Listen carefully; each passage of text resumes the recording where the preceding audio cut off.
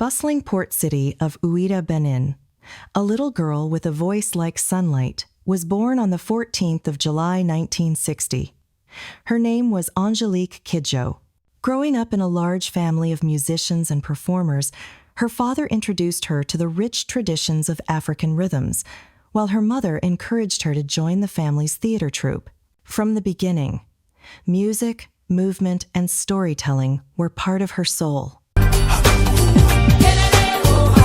But also to the sounds coming from far beyond her village: James Brown, Jimi Hendrix, the Beatles, and later, South African legend Miriam Makeba. She would imitate their voices, mix them with Beninese beats, and create something uniquely her own. Have you ever seen? But political unrest in Benin in the 1980 seconds forced her to leave for Paris, where she carried her dreams and a deep love for African culture.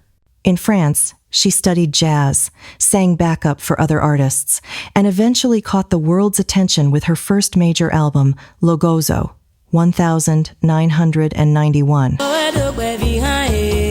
This record took her from Paris nightclubs to international stages, making her one of Africa's first female artists to break through globally. It blended Afrobeat, jazz, funk, reggae, salsa, and traditional Beninese sounds. She sang in multiple languages: Fon, French, Yoruba, English bridging cultures, and continents. Soon, critics hailed her as Africa's premier diva, but she remained grounded, using her songs to tell stories of hope, freedom, and unity. Over the years, Angelique Kidjo collected awards like Precious Beads, 5 Grammy Awards, My God, countless humanitarian honors, and collaborations with stars such as Alicia Keys, Bono, Carlos Santana, Burna Boy, and Philip Glass. She became not only a musician, but a global activist, working with UNICEF, campaigning for girls' education, and speaking out for African voices in the world. Mother Nature were more than music. They were declarations of African pride and global solidarity. Her cover of the Talking Heads' Remain in Light reintroduced Western audiences to the deep African roots of modern pop. Through it all, she never forgot where she came from.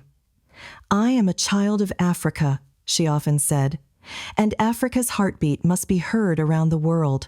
Then came 2025, a historic year. The world's entertainment capital, Hollywood, announced that Angelique Kidjo would be immortalized with a star on the Walk of Fame. She was the first Black African woman to receive this honor, a recognition not just of her music, but of her lifelong mission to break boundaries and elevate African culture on the global stage. On the day of the ceremony, dressed in bold African prints and glowing with joy, Angelique stood on Hollywood Boulevard and looked at her name carved into the famous sidewalk. Cameras flashed, fans cheered, and she smiled with the same warmth she carried from her childhood home in Benin. Her journey from a small coastal town in West Africa to the very heart of global entertainment was proof that music has no borders. And now Angelique Kidjo's name will forever shine among the stars. thank you so much. Feel free to like and comment.